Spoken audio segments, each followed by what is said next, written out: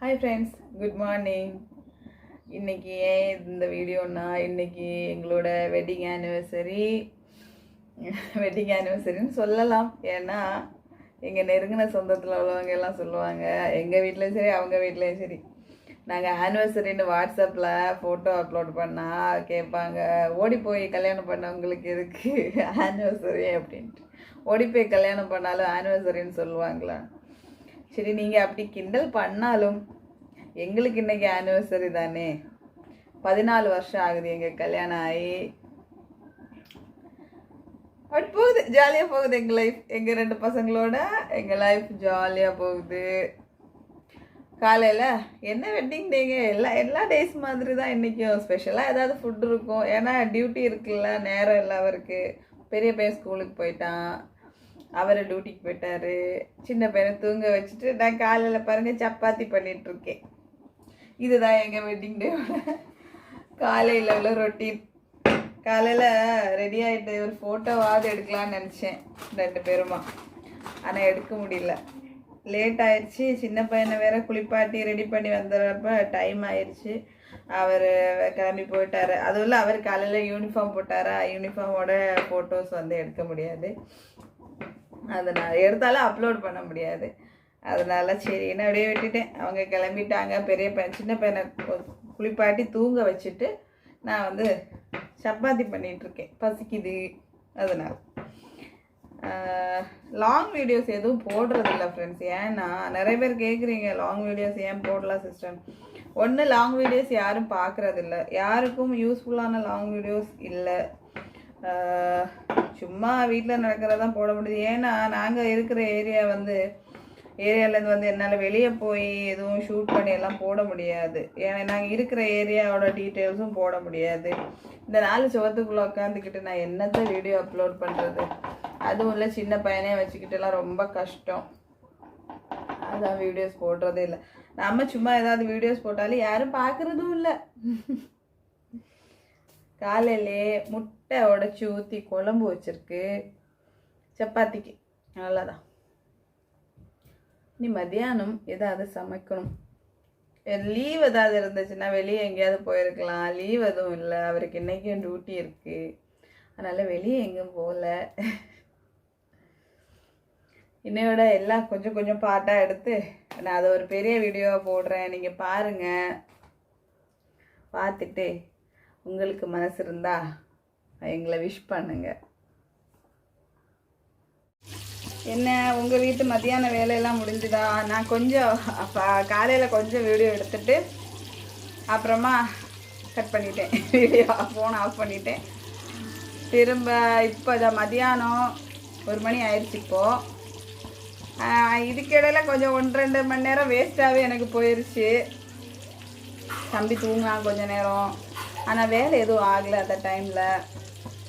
இப்போ தான் சமைச்சிருக்கேன். வெஜ் பிரியாணியும் சில்லி சிக்கனும் பண்ணியிருக்கேன். அப்புறம் ஃபிஷ் ஃப்ரை பண்ணி வச்சுருக்கேன். ஏன்னா ஃபிஷ்ஷு வாங்கி வச்சுருக்கு, வேஸ்ட்டாக போகுது. அதனால் ஃபிஷ் ஃப்ரை பண்ணிக்கலான்ட்டு. பாயசம் எதுவும் வைக்கல. பாயசம் நாளைக்கு வைக்கலாம். நாளைக்கு விஷு இல்லை, அப்போ நாளைக்கு வைக்கலாம் அப்படின்ட்டு இன்றைக்கி வைக்கல. திரும்பவும் கொஞ்சம் நேரம் உங்கள் கூட பேசலாம் அப்படின்னு வந்தேன். ஏன்னா ஒருத்தங்க சந்தோஷமாக இருக்கிறனால உங்கள் கூட ஸ்பெண்ட் பண்ணுறப்ப சொல்கிறப்ப முடிஞ்ச அளவுக்கு அவங்க மனசை கஷ்டப்படுத்தாத மாதிரி நடந்துக்கங்க எல்லாரும். என்னோட இது நான் சொல்லலை, யாரானாலும் உங்ககிட்ட ஏதாவது ஒரு விஷயம் சொல்கிறாங்கன்னா அதை கிண்டலாக எடுத்துக்காமல் உங்களுக்கு விஷ் பண்ண மனசு இல்லைன்னா கூட ஓகேன்னு அப்படி சொல்லி போங்க. அதை விட்டுட்டு அவங்களுக்கு கிண்டலெல்லாம் பண்ணாதீங்க. நிறைய பேருக்கு அது மனசு ரொம்ப கஷ்டமாக இருக்குது. நானும் எங்கள் வீட்டுக்காரங்களாலும் சரி, அவர் வீட்டுக்காரங்களாலும் சரி, ஏதாவது கிண்டல் பண்ணாலும் எனக்கு எதுவும் ஃபீல் ஆகாத மாதிரியே நான் பேசிப்பேன். திரும்பவும் அவங்கக்கிட்ட கோபம் எல்லாம் பட மாட்டேன். ஆனால் என் மனசில் அது ஒரு பெரிய இதாகவே இருக்கும். அதில் ஒன்று தான் இந்த மெயின் காரியம்தான். நாங்கள் கல்யாண நாள் இது பண்ணுறப்போ எல்லோரும் சொல்லுவாங்க, ஓடி போனவங்களுக்கு இருக்குன்னு. ஒவ்வொருத்தங்களோட சிச்சுவேஷன், ஓடி போகிறது காதல் திருமணம் எல்லாம் நல்லதுன்னு நான் யார்கிட்டையும் சொல்ல வரல. இருந்தாலும் ஒவ்வொருத்தங்க அவங்கவுங்க ஒவ்வொரு சிச்சுவேஷனில் அவங்க வயசில் புரிஞ்சிக்க முடியாத ஒரு வயசில் அவங்க செஞ்சிடுறாங்க. அதனால் வெறுத்து ஒதுக்குறவங்க அது வேற ஒரு சைடு. இருந்தாலும் சில ஃபேமிலியெல்லாம் சீக்கிரமே சேர்ந்துடுறாங்க.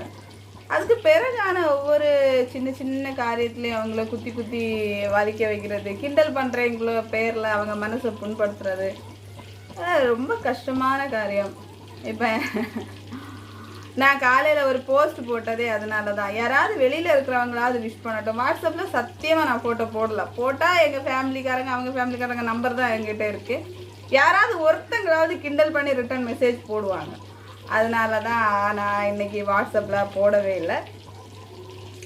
சரி, நம்ம தெரியாத நம்ம நேராக தெரியாமல் முகம் பார்த்து நம்மளை நேசிக்கிற நிறைய பேர் இருக்காங்க. இப்போ ஒரு 19,000க்கு மேலே ஃபேமிலிஸ் இருக்காங்க, என்னையும் என் ஃபேமிலியையும் பிடிச்சவங்க.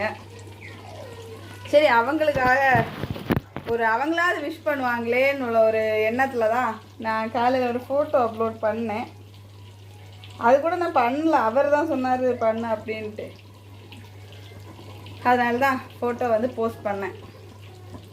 அப்புறம் நான் நிறைய நாளாக ஓன் வாய்ஸில் ஒரு வீடியோ போடணும்னு நினைக்கிறேன். ஏன்னா ரொம்ப பேர் பொண்ணுங்களை ரொம்ப குத்தம் சொல்கிறாங்க. இப்போது எங்கள் வீட்டில் யூடியூப் ஸ்டார்ட் பண்ணது, வீட்டுக்கு யூடியூப் ஸ்டார்ட் பண்ணது சத்தியமாக என்னோடய ஹஸ்பண்ட். எனக்கு அதில் கொஞ்சம் கூட இன்ட்ரெஸ்ட் கிடையாது. ஏன்னா நான் இருக்கிற ஊர் ஒரு மாதிரி பட்டிக்காடு மாதிரி.